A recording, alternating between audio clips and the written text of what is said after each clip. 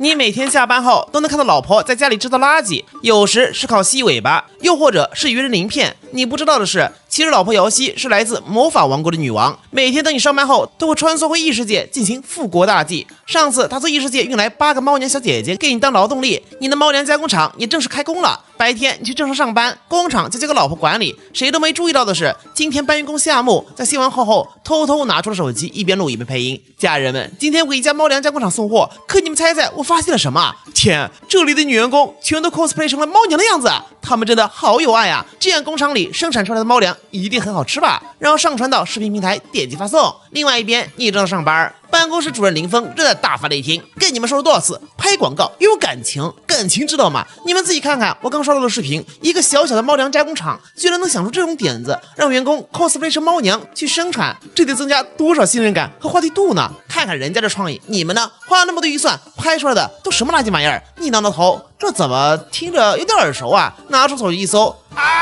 这不是火灵儿和冷落雪吗？吃瓜吃到自己家了。视频内他们俩正站在机器前面，眨巴眨眼睛，满脸虔诚。传送带划过去的一瞬间，火灵儿偷偷瞥了一眼瑶汐女王后，小手一抄，拖了2粒猫粮丢进嘴里。他自以为神不知鬼不觉，但这一切都被录了个清清楚楚，还把他的动作表情来了个慢镜头回放。偷瞅瑶汐时的小狡猾眼神，闪电般的出手，猫粮丢进嘴里后的得意笑容，这些小细节组合在一起，那效果！一番评论区，无数人都在问这是什么牌子的猫粮，热度直接爆炸。你连忙回到公司，镜头一切工厂外。此时，大群网红、主播、UP 主、记者都挤在了门口，而瑶汐则屹立霸气来在面前，军粮种地，闲杂人等不得乱闯，违者绞刑。此时，一个麦克风伸了过来：“女士，请问您是这家工厂的老板吗？您是出于什么样的考虑，才让员工们化妆成猫人来生产猫粮的？”瑶汐皱眉：“出于什么样的考虑？那当然是为了储备军粮。猫人族要参加战争，没军粮怎么行？”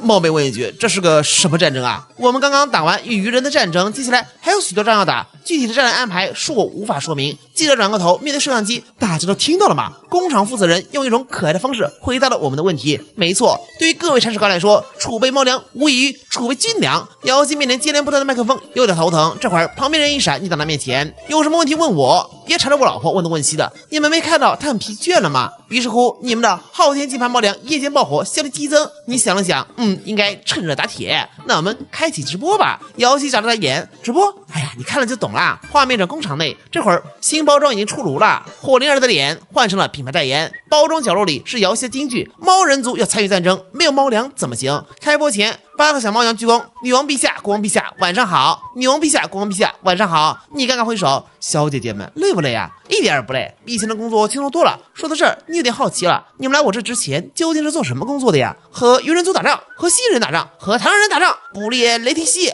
捕猎妈妈巨象。你是总监，好吧？老婆找来的员工也跟他一样，喜欢给自己加设定。看来为了珍惜这份工作，他们真的付出了很多努力呢。很快直播开始。ID 名为白飞宇的人提问：“哇，我看到猫娘了！你们这工厂是让工人 cos 成猫娘的样子来生产猫粮呀？”你也摇头，这是工人们自己的爱好，不是老板规定的哦。这时，第2个观众满谷发问：“主播，火灵小姐姐好可爱呀！三七，请问多少彩礼才能娶她？50万够不够？喂，别捣乱啊，人家可是好姑娘。”你去帮忙问问他呀，我给您说3句话。话筒递过去，火灵眨眨眼睛，彩礼是什么意思？喵，就是结婚时送给你家里的礼物。原来是这个喵，我起码要3条大鱼喵，要这么大的鱼喵，3条，1条也不能少喵。其他观众一看，娶这么漂亮的女孩，只需要3条小便长的鱼，多好的女孩啊！这简直是天使！想娶！直播间一下热闹起来，猫粮很快销售一空。你不禁感慨，第1步创业就成功了，接下来要准备第2步卖啥了？这时工厂经理董红石走了过来，老板，你可以考虑一下沐浴露呀。沐浴露？对呀，现在正好夏天了，咱们容易浑身燥热、汗多、黏黏有异味的，又或者是后背有痘痘的，通通给你解决了。这款某猫卖了70万加的赫恩冷水沐浴露，它是专为男士设计，集控油、祛痘、舒缓一体，可洗枪的沐浴露，通过了第3方人体安全性的检测报告，对被痘、私处异味都有抑制作用。你看，5重专利成分，做到了一瓶多效，不但能洗掉前胸后背的痘痘，还能把多余的油脂污垢通通带走。你惊讶了？真的啊？董红是哈哈一笑，没错，独特的维生素蓝粒就像一桶冷水浇在身上，狠狠浇灭我身体燃起的燥热，再加上柔和富含氨基酸的泡沫，仿佛一双胶柔在抚摸你身体，愉悦放松，洗去余生油腻，清爽不干涩，洗完整个人感觉就是爽。味道是由专业的调香师调制的撩妹香，轻轻一闻就感觉有种清新干净的少年感迎面而来，这哪个女士能顶得住啊？赫恩也是10多年的老国货了，还是体育冠军代言的品牌，性价比高，售后有保障，买2瓶更划算。还有夏日限定礼盒，送礼自用都会有面儿。不管是男朋友还是女朋友，都喜欢光滑的身体和专属的味道。赫恩冷水沐浴露，肌肤的灭火筒，现在在咱们评论区还有大额的优惠券，有需要的朋友们冲就完事儿了。第二天早上，你照常出去上班，老婆瑶西则是带上了好几大包猫粮，打开了镜子的传送门，来到魔法王国。镜头一切，猫人部落内，猫人们眼珠子都瞪圆了。哇塞，是粮食秒！侍卫长冷风上前一步，女王陛下，军粮加工厂已经开始正常运转了。瑶西点点头，是的，我的老师。不过很快，冷风抛出了新的问题，女王陛下，目前基地收复的猫人部落还是不够的。最近大公爵情缘号的侦查越来越频繁，咱们需要尽快再增加一个拥有生产能力的种族，建造建筑物，增加实力。瑶西有点苦恼，一番思考后，忽然抬起头，对了，可以找狼人部落呀！画面一转，吉尔尼斯镇内，这里是狼人的属地。瑶西刚说明身份来意，一个狼人少女拿起锄头就冲了上来，卑鄙的人类，滚远些！你们已经把我们赶到了王国的西部边境，还要我们怎么样？是不是冷风来到身前，放肆！你们面对的可是魔法王国的第10世女王。就在这时，一位身材魁梧的狼人拉住了少女雅贤，安静点。来人正是狼人部落首领温允汉。他一躬身，女王陛下，我曾经是满月骑士团的一名战士，为祖国抛头颅洒热血，可16年前王国却背叛了我们，将我们赶出家园。瑶西愣住了，可那是谋顾着秦元浩。温允汉摇摇头，如果您现在亮出身份，是想将过错都推给秦昊大公爵，收复我们为您征战的话，那还是请回吧。瑶西沉默了，他不知道该如何回答这个问题，一时半会儿也想不出来。侍卫长，我们走吧。另一边，你回了家，发现老婆一脸沮丧。询问完原因后，瑶西一脸愁容。老公，蘑菇着害人，你觉得我有责任吗？我的父母有责任吗？或者说魔法王国有责任吗？你笑了，塞过去一个水蜜桃。这样啊，首先王国肯定有责任，你父母责任很大哦。政变之所以发生，就是国王对野心下的防范不够，这是国王的失职。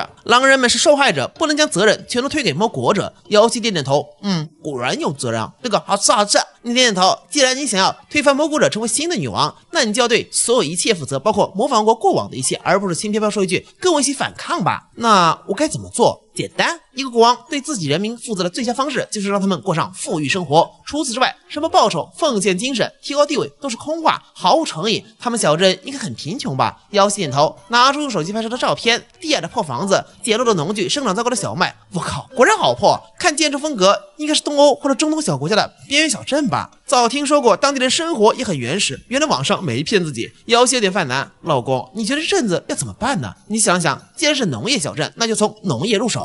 没错，你是从农村出来的，当初还参加过一系列工作。我们要提供2种化肥，还有农业机器，农业机器，就是抽水机、微耕机这些的。讲解完后，瑶西眼睛发亮，原来还有这么方便的魔法宝具。那老公帮我买一套回来吧。这种东西买回家干嘛？难道是自己想研究研究？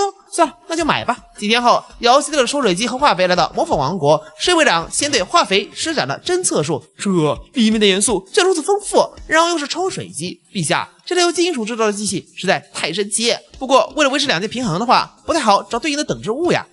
看来只能用最原始的等值物黄金来替代了。至于那个化肥跟柴油元素都跟树木有关，这个国王陛下带过去跟普普通通的紫檀木吧。瑶西点点头，启程来到狼人小镇。温云汉依旧还是那副说辞，女王陛下，难道上次我说的还不够清楚吗？你若只是想将我们再次卷入权力之争，就不要再来了。瑶西摇摇头，我这一次来并不是要求你们什么，而是想为你们提供一些帮助。他冷笑道，帮助？你是想说要帮我们重新回到王国，恢复公民身份吗？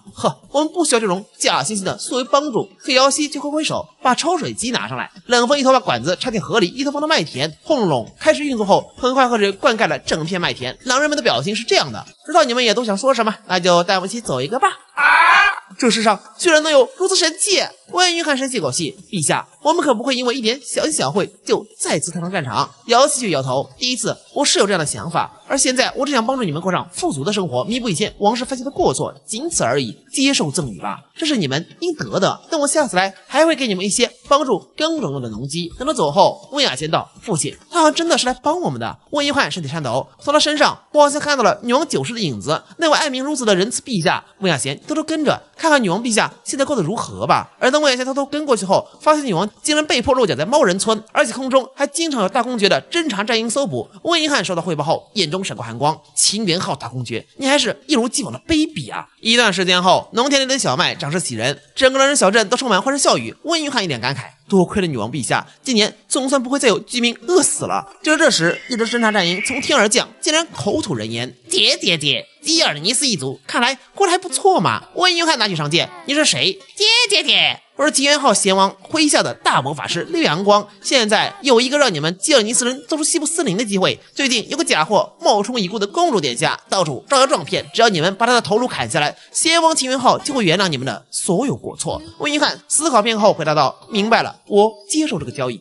爹，识时务者为俊杰。等他彻底不见后，温雅贤很愤怒：父亲，你刚才究竟在说什么？我们怎么可以出卖女王呢？温约翰摇摇头，去通知村子里所有的年轻人，满月骑士团重新成立，为了女王，也为了我们自己，是时候该让窃国贼拉下马了。父亲，您的意思是？几天后，姚希带着微更机来到小镇，发现温约翰带了一群年轻人走上来。几天前，黑心大法师召唤的侦察战营找到了我，许诺我把你的手机线上就能回到王国。所以，温约翰面无表情道：来我们这儿吧，在茂润村太容易泄露行踪了。姚希沉默片刻，我会给吉尔尼斯人带来战争。温约翰咧嘴大笑：吉尔尼斯人什么时候害怕过战争呢？转头看向年轻人，大声说出来：你们是什么人？我们是新一代的满月骑士团。回头盯着姚希，我们不畏惧战争，但也不愿意为昏君和邪王而战。陛下，请向我们证明王家的血脉没有断绝，你可以领导我们走向光明的未来。姚希淡定伸手，感谢你们的慷慨，英勇的吉尔尼斯人。另一边，你刚回家就被姚希拉到了沙发上。老公，我今天带了点东西回来，要麻烦你帮忙处理一下哦。什么东西？